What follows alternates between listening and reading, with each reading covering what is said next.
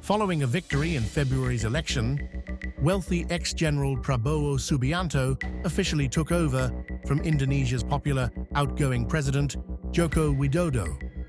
The 73-year-old, with ties to the country's dictatorial past, was inaugurated, promising to continue his predecessor's widely popular policies.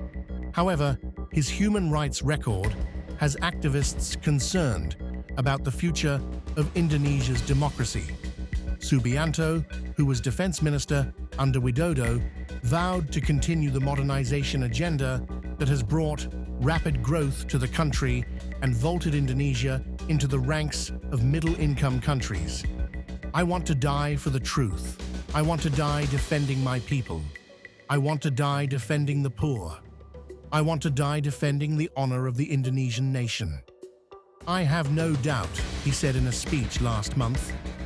While formerly a rival of Widodo, losing 2 presidential races to him, Subianto embraced the popular leader to run as his heir, even choosing Widodo's son as his running mate. Subianto took the oath of office and gave his speech at the National Parliament building in Jakarta before making his way through flag-waving crowds to the presidential palace for the official handover. In front of hundreds of state leaders, dignitaries, and Indonesian officials, he promised to uphold the country's unique democracy and prioritize the interests of all Indonesian people, including those who did not vote for us.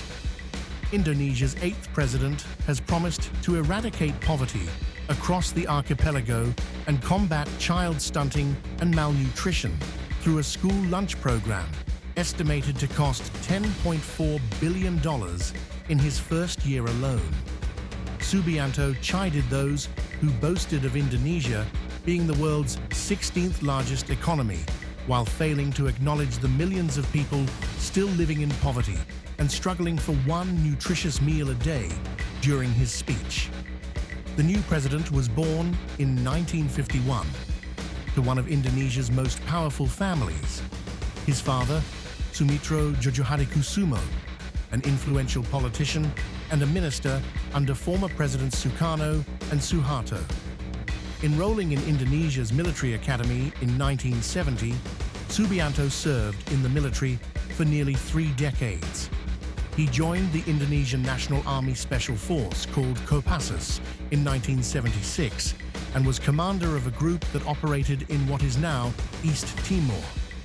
However, human rights groups have claimed that Subianto was involved in a series of violations in East Timor in the 1980s and 1990s, when Indonesia occupied the now independent nation. Subianto has denied those allegations. Following further allegations of human rights abuses, Subianto was forced out of the military and dishonorably discharged in 1998 after Kopassus soldiers kidnapped and tortured political opponents of Suharto. Of 22 activists kidnapped that year, 13 remain missing. Several of his men were tried and convicted, but Subianto never faced trial. He never commented on these accusations, but went into self-imposed exile in Jordan in 1998. In a statement issued after his inauguration speech, Amnesty International urged the new government to demonstrate its commitment to freedom from oppression by upholding civil liberties for all Indonesians and by delivering justice to all past victims of human rights abuses.